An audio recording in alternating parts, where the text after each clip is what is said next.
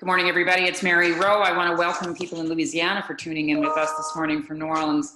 I'm the president of the Canadian Urban Institute. Really pleased to be hosting a City Talk today with one of my colleagues from many years ago when I lived in New Orleans after Katrina.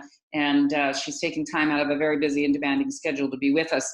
City Talks originate in Toronto, which is the traditional territory of the Mississaugas of Credit, the Anishinaabeg, the Chippewa, and the Haudenosaunee, as well as the Wendat peoples. It's now home to many diverse First Nations, Inuit, and Métis peoples from across Turtle Island.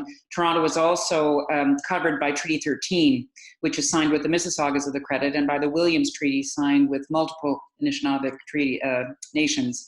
We always begin these sessions, Mayor Cantrell, for your benefit, acknowledging the traditional territory and also trying to be mindful of the exclusionary practices that cities have had for centuries that have discriminated against people of color and vulnerable populations. And we see it now as COVID has arrived in urban environments. The folks that were vulnerable before are disproportionately affected by the negative impacts, not only of the virus, but of the lockdowns that have been occurring in cities around the world.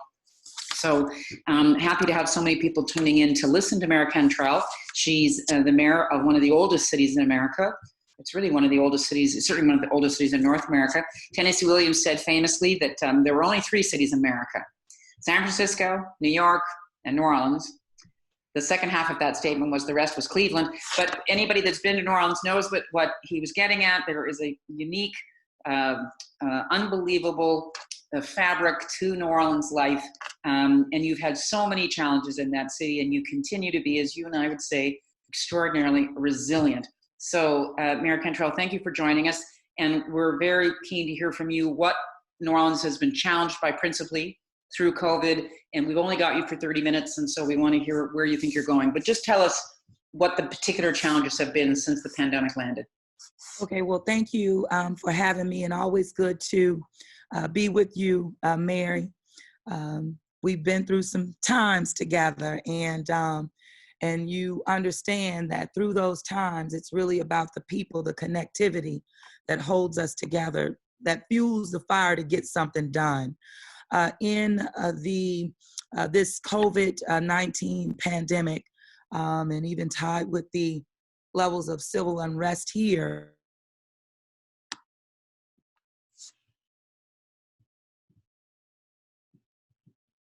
are you there?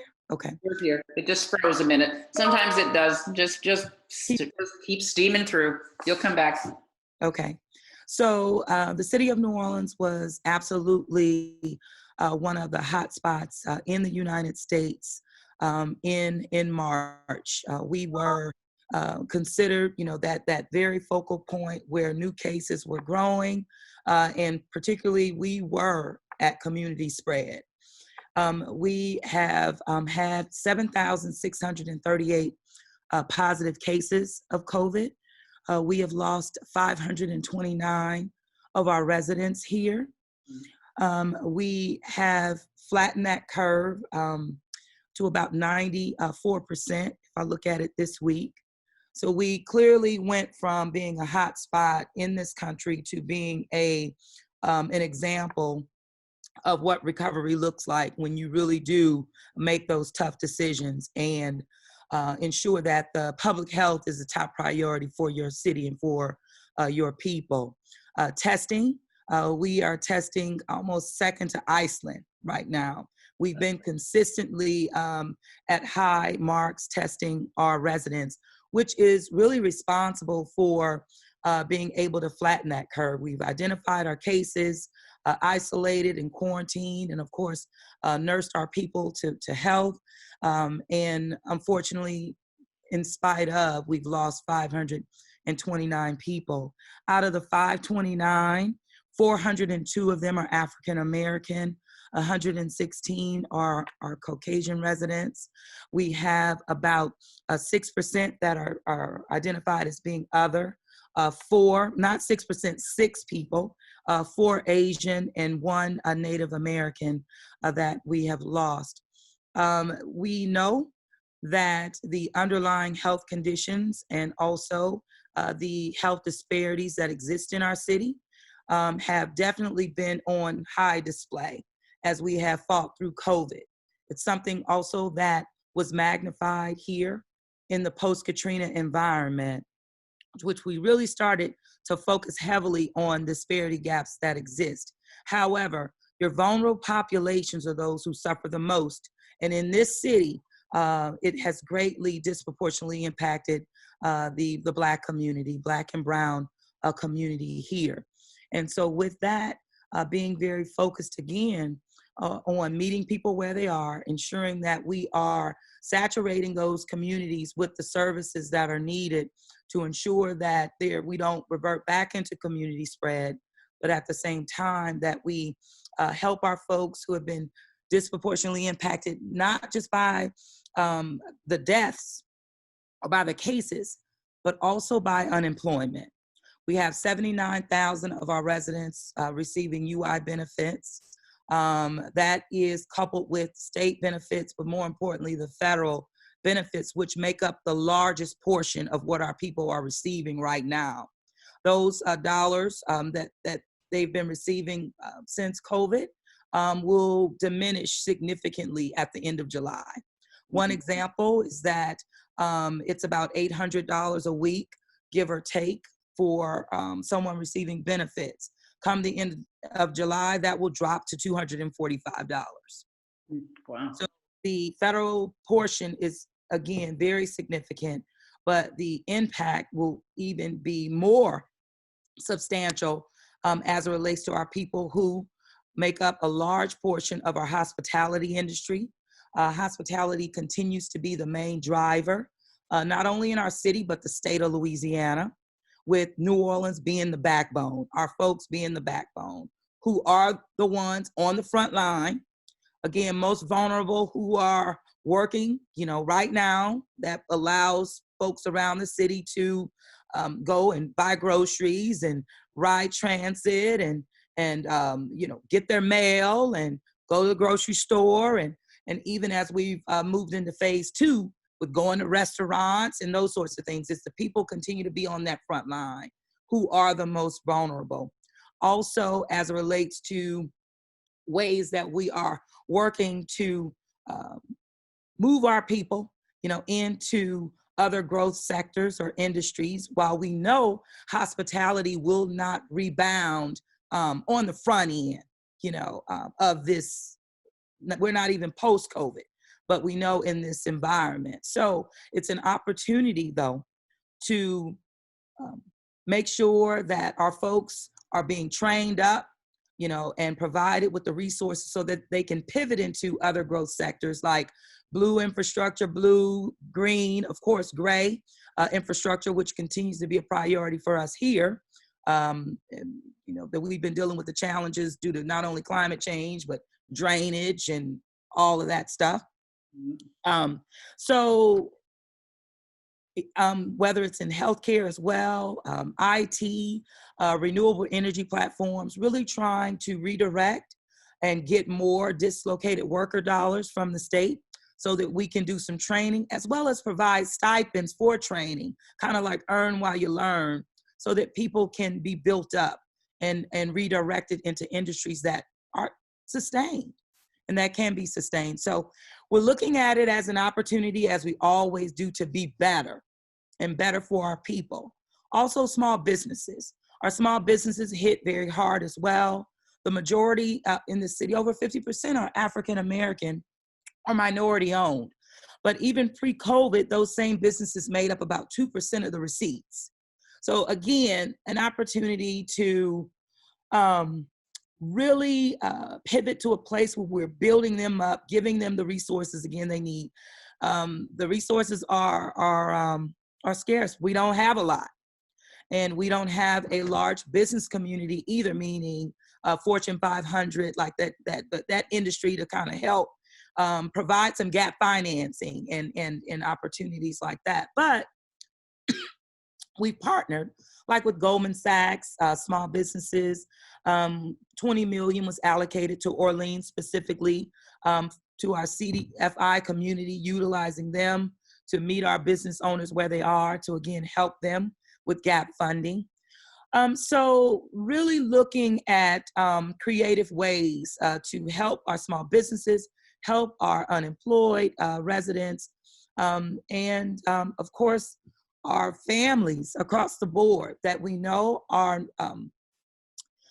food deprived, in terms of the scale and the lack of resources that they have access to.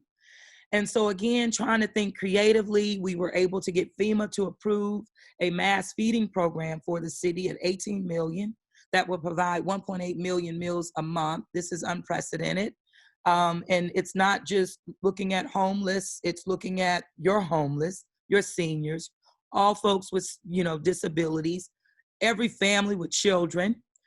So really more comprehensive this program is, because we know that when the end of July comes, it's really going to get more difficult for our families. And so just trying to be creative, even still looking at infrastructure in terms of the built environment. We know that we're a destination city. We know that that industry has been hit, and we, as I mentioned, but looking at ways to create more pedestrian malls, more walkability, no cars in the quarter kind of concepts, which will expand the business's ability to operate and serve more people, will help us navigate in this COVID environment until a vaccine happens. It also allows us to focus on, I say, hey, I want New Orleans to be the safest place to visit. And that means not only walkability, but being able to, again, practice physical distancing, but also enjoy our culture. So trying to look at that in as we recover as well. So I'll stop there and open it up for questions or however you want to go. Well, you're fantastic. My gosh, Mayor Cantrell, it's fantastic. I'm interested. I heard that no cars in the quarter. For Canadians, that means no cars in the French Quarter, which is the historic part of New Orleans, which has a storied history. And I'm interested how locals have responded to that idea that in Canada, this is a very hot topic. Should streets be given over to more pedestrian space? What does that mean? Are people going to go back to taking transit, or do they want to be in their cars? What kind of local reaction have you got to some of these ideas you're putting out? Well, timing is everything. Okay. And it's the right time for these types of, innovative approaches that we're seeing across the world, quite frankly. And the public, the residents are responding very well. The industries are responding very well. This is our time. And so, and we are moving towards it. I have a Tiger team on it. The planning is real. There are some things that we'll be able to activate even in this phase 2. But of course, as we move, into phase 3 and the like, more things will come online. But what we're also doing with this is bringing back the locals to the quarter, by thinking about it, not just visitors coming, because that's a good thing, but it's our people. So building it up for our people to take it back as well, making it more family friendly, taking the big ass beer signs away off of Bourbon Street. The F you this, I don't need you to display that on my street. You can have it in your store. So again, just reimagining how we can do things differently that embraces the locals. Even with our French market, it would close at 5 p.m. I want that sucker open to 11, where I can bring in more cultural bearers that can come and work the night shift, meaning the vendors who are there now, they can work till 5, they go, but I can do some other vendors coming in that could work, and do their crafts and sell their goods, to give more folks an opportunity and a chance to earn a living, build wealth, and transferable wealth in this city. Our cultural bearers have been hit hard, from the musicians, our gig economy is real, to our artists, visual as well as performing, and we have to think creatively as well with that, giving them more opportunities to do what they do, and on the street without cars. And so people are responding very well to it because it also helps psychologically for us to pivot and embrace opportunity, even while we're going through, the challenges. So it gives hope. The benefit that you've had there is you've had so many of these challenges before. I mean, you had Katrina, and then you had storms after Katrina, and then you had the oil and gas industry collapsing. So it feels like New Orleanians are part of an engine of constant resilience and innovation, Yeah, and we're not the only ones on display. Right. Katrina, it was New Orleans on display. Our social ills on display, the disparities on display. But with COVID, it's put this whole country on display, and where these issues exist in urban environments throughout, but even in rural communities as well. But it's not just this is New Orleans and this is her problems. No. In the story past and the influences of folks enslaved and that sort of thing. But on display, all of it is coming out. All of it is on display in this country, as it should be. So that ties into the civil unrest, that we've been dealing with as well, which again, it's time for change. Timing is everything. Your predecessor was one of the early leaders in taking monuments down, Mayor Cantrell, and New Orleans has been on the front end of that. Tell us how that is manifesting now. What kinds of, and I know that you've been very active with your police department and the whole bail and remand system in New Orleans. Tell us how that is shaping up now for you.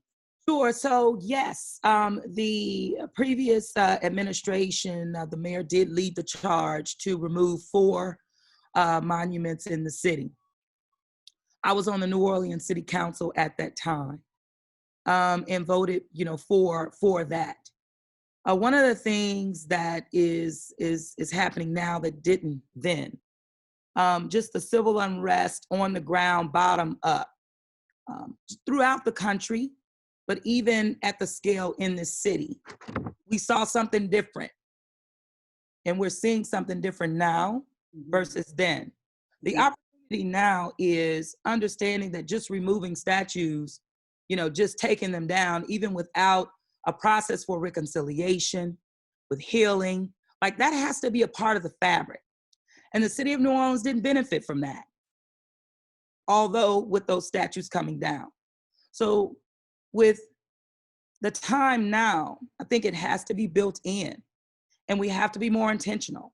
And it's not just about, one person's thought process about which monument should come down, but more of a community process, I believe, is the opportunity that we have now that wasn't necessarily played out then. As it relates to our New Orleans Police Department, again, on display. And with the protesters saying, they wanted these 8 policies absolutely adopted by municipalities and departments throughout the country. Well, and we agree with that. And we said, hey, New Orleans Police Department in this city said, yeah, you're right, 8 can't wait. And we did not. And therefore, we've had those policies in place that did come through a consent decree order that we are in. But it's been proven to be effective, meaning adopting those policies, and even going further than that.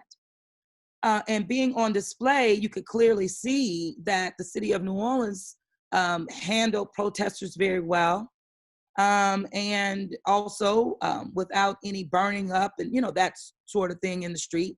Hell, we've been through Katrina, to rebuild our community as well. But we are now the model of what reform looks like in this country. And even when the talks of defunding the police, well, what that really means, in my opinion, is investing in a greater way in the community and in a holistic approach. And I agree with that. And so the city of New Orleans was one of the first in this country to put money into early childhood education, in which we're doing. I created an Office of Youth and Families, the first ever for the city, again, in focusing on our children, our families as a whole. Mental health and behavioral health services that are embedded in government, where not only social workers are available and embedded in our libraries, our NOR facilities, our police department, crisis intervention training happening. So we have embraced not only policies that are being requested now, but we've gone deeper and we've turned it around. And so now I'm saying, Department of Justice, recognize it and bring us and say, hey, we're in compliance of this consent decree so that we can stop putting millions into it and redirect those dollars back into public health. Wow. It's interesting, Mayor Cantrell, next week, both your country and mine celebrate their national days, Canada Day and July 4th fall next week.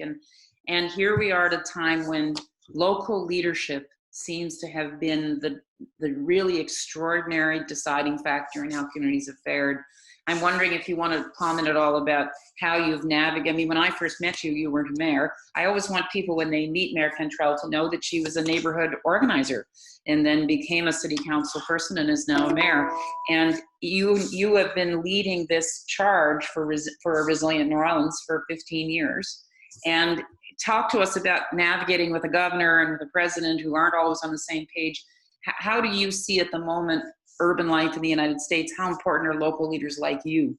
And what kind of a difference? Plus, you're also part of the C40s Mayor's Covenant that's trying to move all cities post-COVID. So maybe comment a bit about that, could you? Well, I say thank God for us. Thank God for us. The impact that COVID has had on our community could have clearly been avoided with some real leadership. And it has also put on display that leadership matters. And this pandemic has been highly politicized, which has had everything to do with how we responded at the federal level and even, quite frankly, at the state level. We do have a Democratic governor, but we are still very much Republican state heavily. So navigating that, and as prior to COVID, my way has been really trying to build relationships. And being the first female mayor, being a Black woman, that was really something that I embraced from day one, that I knew I had to let folks know, and really, my white counterparts and, my white men and let them know, I'm not the angry Black woman. I have a sense of humor as well. I can love you, I know how to make decisions. Like I'm a collaborator, but I'll stand for what I know is right for this city. So I've been able to build those relationships, being very honest and upfront, but collaborative. And no matter who you are, because that really, it doesn't matter. Working sides of the aisle, that's what you have to do. But it's important because that's how you get things done. But it's through building relationships with people. And that's how I've been able to navigate, whether that was at the community level in Broadmoor post-Katrina, where government was saying, hey, your neighborhood is not going to be rebuilt, but also with residents who I didn't even know in my community before Katrina, who had ideas. But embracing those ideas and saying, hey, I may didn't know you before, but I know you now, and we have to have a unified process and voice and vision for us to recover, and it takes us all. So that really set the tone, I think, for me of how to navigate. The strong need the weak and the weak need the strong. And it sounds cliche, but on the ground, that was literally how we were able to do it, embracing it and, facing it head on. what do you think's ahead? I mean, Friday we had 100 days of COVID. We marked it here by publishing a report called Signpost 100, where we see a lot of the things that you're talking about disproportionately affecting people of color, low-income people. We've had disproportionate, very, very large majorities of the incidents have been in long-term care facilities in Canada. What do you see for the next 100 days, Mayor Cantrell? And then we'll let you go back to being the mayor. What's on your top three things, maybe? Well, New Orleans has had to be more restrictive than the state of Louisiana in regards to our approach, and rightfully so. And when we look today, we can clearly see now we're an island, even in our own state. And of course, when we look at neighboring communities and states around us. So our efforts have proven to be effective. But, this week, the state hit a grave milestone, 50,000 cases, 3,000 deaths, and we're moving backward. Around us is moving backward. So when I think about the next 100 days, it's doubling down to keep this city safe. And navigating in spite of the national framing, which has an impact. Meaning it's going away, don't wear a mask, it's just a joke. And even, how that's impacted us at the state level, having Governor, can you say why New Orleans is so like to have my back on that? So my business community here isn't fighting me because I'm saying we have to be more restrictive, and so my focus within the next 100 days is making sure this city remains safe and that the people who have been doing the work on the front line, even my public safety team that has been hit hard by COVID, continuing to do the work, we have to make sure that they're okay to continue to do the work. And I don't want us to regress, which is a slap in the face to the people who have been doing the work. And where we've lost 529 people in our city. And I was somewhere last night and just getting me a margarita to go with my mask on, and somebody passed me and said something about, it's freedom and all this stuff. And I said, 529 of our residents have died. And he said, people die every day. I said, Lord have mercy. This is why I have to have my security with me. I didn't have with me at the time. And not that the man was going to do me something, but I didn't want to do something to the man. Well, they do say that masks protect others from us. So the mask takes a different form. Mayor Cantrell, there are city builders all over in communities everywhere who are so appreciative of leaders like you. We've been saying that the municipalities and municipal governments and agencies are the front lines of this pandemic. The rubber has been hitting the road in cities and in communities like yours. And as you suggested, you had a number of challenges before New Orleans, before a pandemic in New Orleans, that you were coming to terms with. You've made so many great strides. And I know from watching you after Katrina, you will emerge with a new normal that you will probably lead us into. I believe it. I do. I believe it. No doubt about it. I really believe that. And we just have to keep pushing forward. And so thank you, Mary. Just seeing you, and you've done something special for me today, and that will carry me through my next 100 days. So thank you. Well, Mayor Cantrell, I hope there's another margarita in your future too. Oh, you can best believe it, my friend. We've had a fabulous half hour with Mayor Cantrell. So great to see you, and so great to see what real leadership looks like on the ground. It's all about the local, my friend, as you just said. Absolutely. Thank you very much for joining us. Thanks everyone for joining us on City Talk. All right. Take care.